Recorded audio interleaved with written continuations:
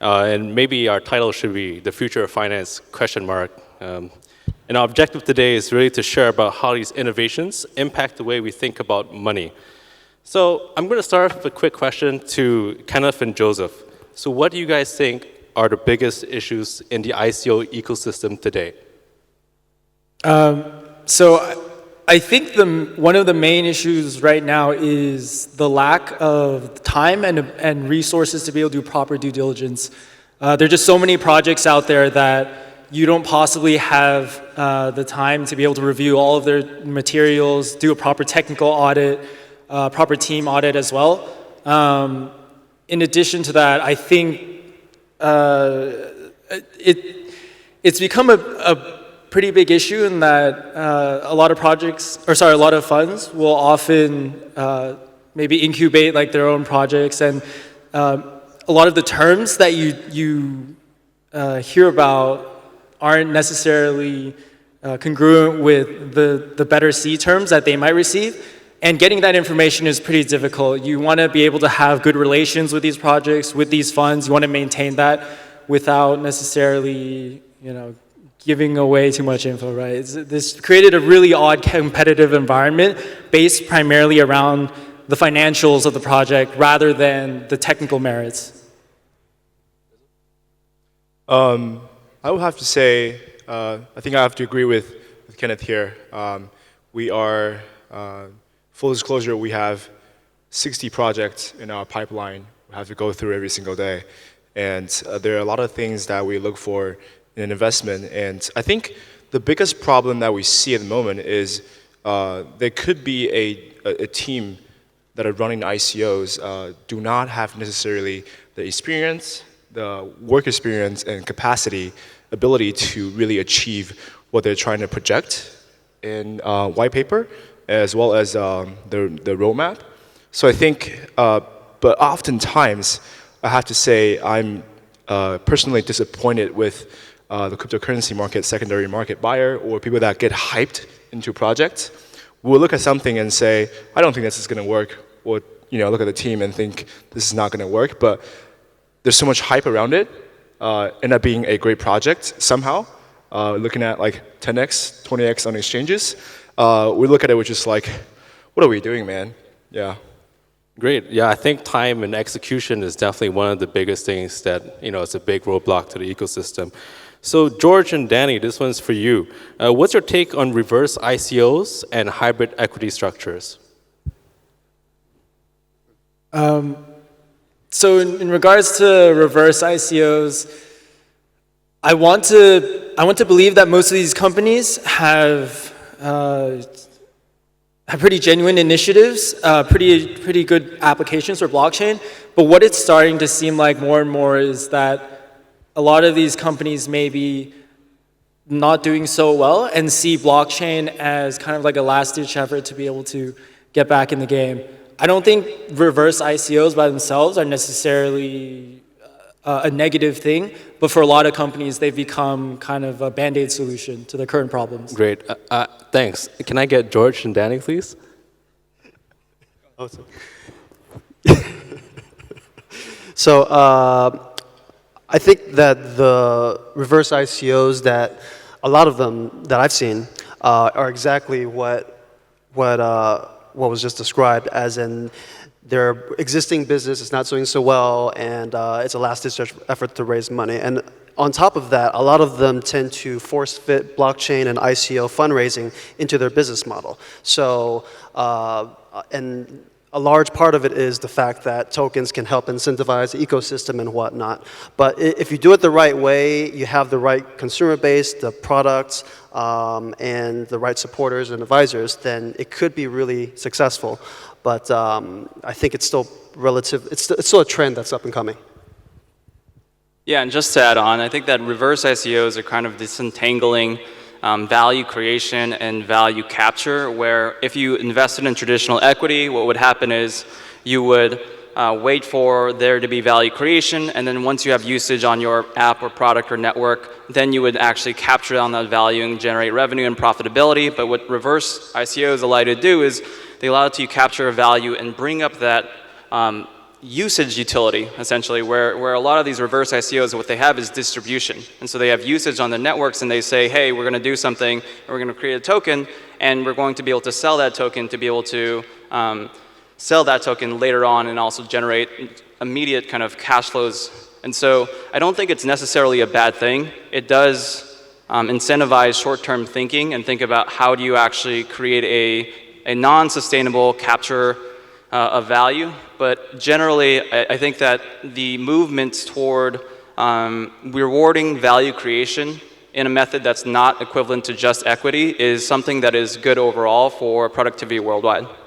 Yeah, I actually really like that point. It's because both of you have talked about it in terms of being a positive, in the sense that you are tokenizing or creating value. But at the same time, it's like a buzzword where people who can't raise by the normal terms now have to use different buzzwords to get money in. Great. So this question is for Simon and Hen. How are you advising your clients when it comes to financing? If they say they're looking for an ICO raise, what do you say to them? Yeah, that's a great question, Chris. We take the approach where, like a lot of companies, we are very early seed stage investors, and then a lot of companies actually come to us with an ideal like kind of fundraising capital raise structure in mind. That used to be kind of like token only. Now we're seeing a more of a mix where equity could be into play at the same time as they're raising, doing a token raise. Or it could be an equity raise as a seed stage investment with some kind of obviously valuation on top of that, with traditional equity markets prior to looking at raising the token side of things. So when we're advising companies, we're looking at really one of our focuses around what is the backbone of this company. They don't necessarily have to be doing a reverse ICO, but we have to look at their MVP, some kind of prototype that's in place. What's their go-to market strategies? What is their go-to exchange strategy? How does that interplay with their token modeling, their token economics, and their valuation rounds? And so we take everything into consideration, and then from there we like to structure it out so there is you're seeing the token being held up in the market beyond just the listing date. You don't see this dump for a 10x or 20x because 60% of the whales that are invested into a company just release tokens on day one that it's listed on a major exchange. So we take everything into consideration, and as you're seeing more established companies with recurring revenue and profitability coming into what looks like potentially sometimes reverse ICOs, you're seeing that they're more open to having equity take place, some kind of equity raise take place at the same time as maybe as a not seed stage, but a Series B or a Series C at the same time as a token raise, to be able to bring their initial capital investors into the market and have them accepting the token side of things as well. So at Alphachain, we advise our clients to raise funding primarily from institutional investors, specifically crypto funds that already are active in the space and can help projects with marketing, community engagement, and we work with them very closely to see how we can establish mutually beneficial relationships over a long period of time. I think it's really important to keep in mind that compliance has been ramping up over the past year. You pretty much have seen the ICO as an investment opportunity for non-accredited investors vanish, especially in the case of the U.S. So you really have to be careful with making sure that your token sale is primarily gathering investment from institutional investors, KYC, AML process in place, and in the event that you decide to do a crowd sale, to make sure that you're compliant and taking investment from investors in jurisdictions that are allowed to legally participate. Yeah, and I think this idea of institutional participation is something we're going to cover in a bit. So this question is to Danny and Simon again. What do you think about security tokens as the future of investments? As a future of? As the future of alternative investments, as people are moving away from utility tokens only. Yeah, I think it's a very large opportunity. The market for real-world assets is $250 trillion of real-world assets, and cryptocurrency sits at somewhere like $250 billion. And generally, what you want to buy into is things that provide value and derive cash flows. And so the largest asset class of security tokens is real estate, which is 220 of the $250 trillion worth of real-world assets. And all of human history has really shown that most of what's generated productivity and provided for the needs of humans is real estate and land around the world. And so I think that the opportunity, if we're tokenizing and fractionalizing assets, land is a very, very large opportunity, but there's intermediate opportunities in between. Simon? Can you repeat the question one more time? Yeah, how do you think about security tokens as the future of alternative investments? Yeah, I mean, I think it's going to be a massive part. I think one of the things I need to interplay here a little more is just regulation, right? We're talking about the global landscape of blockchain and cryptocurrency, regulated differently among nation states, around the globe. And so there's, I think as regulation comes out and institutional investment starts, kind of flooding into the space, not only privately, as some of us investors know, but publicly, then that's going to really set the tone to allow for this new, digital asset class to really proliferate. But there has to be that protection for, the allowance for the retail investors just to participate in the space as well, not only accredited investors, as we know them today, at least in the United States, where we operate out of, or at least I operate out of. And then, from there, you're going to see, fractionalized investments, and you're going to see security token offerings. You'll see a lot more hybrid models, and so on and so forth, and selling off pieces of equity in the company. But at the end of the day, I completely agree with what Danny and Ken, everyone's talking about in terms of the value creation. It has to have a basis. There has to be some tangible value created of a business as we see it today. That's going to make our lives easier, better, faster, more transparent, more secure, for the better for, not only the blockchain space, but for humanity, because at the end of the day, this is a global movement that's taking place, and, everyone should be allowed, or as blockchain division is, everyone should be participating in it. Yeah, I think democratization of investments is definitely a big thing in our future. So this question is directed to Hen and Joseph. How are you guys looking at institutional participation in blockchain and cryptocurrency? I think institutionals are still hesitant to really come in until there's more clarity on the regulatory front. I think some of the signals institutions are looking for is products around, with Ethereum and Bitcoin, introducing an ETF product or something of that nature that can really usher in more investment. I think also issues around custody. There's not many third-party custody solutions at the moment that can handle, large amount of asset under management. So I think it's going to be some time before you find that institutionals feel there's the right fundamentals in place to invest in this space. I have to agree with Hen here. I think having a custody, a third party, is more trustworthy, and I think institutional money will come rushing in once they see this major catalyst of whatever the next thing is going to be. So I guess kind of remind me of, I was watching a video a while ago. It was mentioning how the market crashes in different sectors, and I think what we saw back in the 90s in the dot-com boom, where retail investors got killed, and a lot of people lost a lot of money, but that's where institutions really kind of stepping in, and as far as I know, the market is still up. So I think we're seeing the same thing that's going to happen. I don't know when, because nobody knows when it's happening, but I think all of us here are waiting for that moment to happen. Yeah, that's my take. Great, thanks so much. This question goes out to George and Ken. So I want to get your thoughts on what does it take to get us there. We talked a little bit about security tokens. We talked a little bit about regulations, institutional solutions. What else do you think we need, and how do we get there? What else do we need? What else do we need, and how are we going to get there? Or you can talk about what we don't have. Okay. So we talked about security tokens, talked about regulations and custody solutions. I think that the definitely need clarity on both of those things, just like everyone's already said.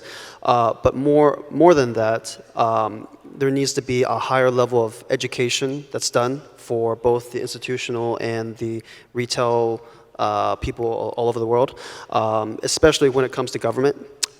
So a lot of governments, they don't really, they may not know exactly how to handle this, or they don't prioritize this because they have other problems, right? So we've talked with friends that are in Africa, for example, and like in Zimbabwe, they really don't care about the whole Bitcoin blockchain space because they have other problems that their economy is falling. They don't have a stable. They don't have a stable currency, and that may be solved with blockchain and cryptocurrency, but they don't prioritize it first, right? So that's one aspect of it. The other aspect of it is that major brands in the existing institutional space, like a Goldman Sachs or something like that, would need to have some sort of institutional solutions with their big brand behind it, not just these small brands that are offering all these different solutions now. So I think that those are major barriers that need to come before we can really see a big wave coming in. Yeah. So I agree with the point on investor education. To expand a bit more on that, I think given the events that have happened recently, you can kind of tell why there's a very good reason that the SEC exists. It's to protect retail investors, and I think that's primarily where a lot of the damage has been done in terms of just a shuffle in capital. Most people don't necessarily have the background to be able to evaluate a company on their pitch, on the kinds of things that they're promising, and whether or not they're doable. So me, our team, for instance, we're very lucky to have had startup experience in Silicon Valley. And so a lot of the techniques that we see happening with pitches now in the crypto space, we have experience with and understand what's realistic, what's not, what are they when are people trying to pull one over us. But again, like this sort of clarity doesn't exist for a lot of everyday investors. And if we want blockchain investments to become available for any average person, I think there needs to be a collective shift in how all of us sort of evaluate projects and how we talk about them. And yeah, in addition to that, I think clarity on regulations would really help with some of the price manipulation that comes along with this, and that would certainly help accelerate the general education of the public. Amazing. And just the last question for all participants, just to close it off. What's your crazy prediction of how finance will look like in 5 years? Craziest prediction? Craziest prediction. Maybe Simon, you want to help us out? Sure. Well, yeah. So I started off in the treasury markets and mergers and acquisitions for RBC, Royal Bank Canada, and before that, I spent a lot of time on the equity capital markets desk, and I can see this interplay where the institutional, like any kind of investment bank, has its own dedicated division for for the digital asset markets, cryptocurrency markets, and that's broken out between utility token offerings, security token offerings, hybrid offerings, and it's like integrated in one, just like an investment bank is today across there's a Chinese wall between the trading side, investing side. There's also a research arm, and like kind of everything that people are used to today in the traditional markets is already integrated into the new digital asset class of cryptocurrency. So I don't think it's that crazy, but I can definitely envision that happening.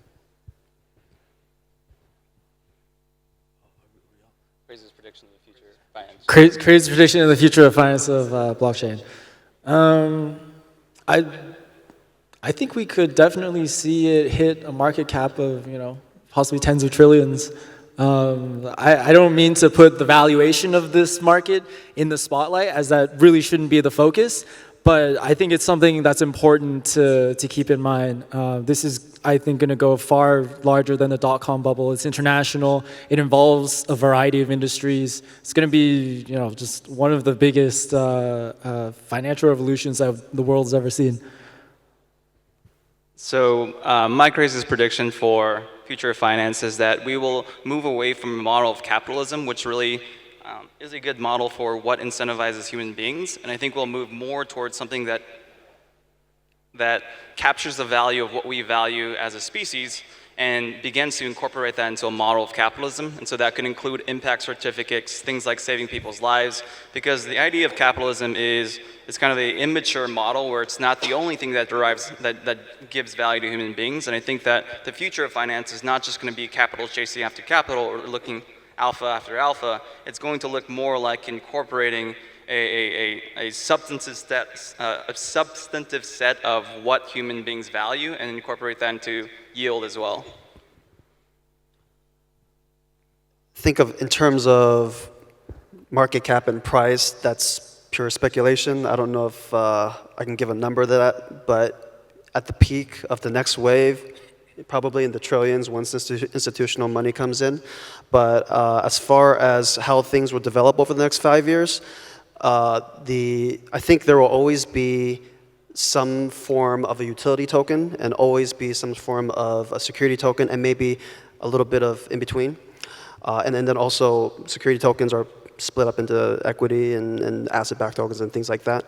What will likely happen is once it's very clear and safe and people understand how to do it, then the use cases that you mentioned, I think that's what you're referring to, companies that survive will actually start producing use cases to become whoever the next Google, next Facebook, and you've heard the story before. So that's very likely to happen. I don't know if 5 years is long enough, but that's probably when we'll start seeing the fruits. My craziest prediction is that the collective value of decentralized networks will be worth trillions of dollars. Think of something like Ethereum. Ether can't be a security. It's a decentralized network, broadly distributed. It's a foundation. The way we value ownership of digital assets will be fundamentally different than anything we've seen before. I look at it as a very generation investment asset type of mentality, like Thomas Lee, how he dissected it down. For the silent generation, it was the gold asset. It went up, I don't know, goddamn how many times. For baby boomers, my dad's generation, it was equity in stock. It's still going up. And for us millennials, it's going to be cryptocurrency, Uber, Airbnb, these kind of sharing economy type of asset and investment theory. So I think great potential ahead. Hold on to your seatbelt and ride to the moon. Great, and that wraps it up. Thank you so much to all the panelists. Thank you, Hyperblack.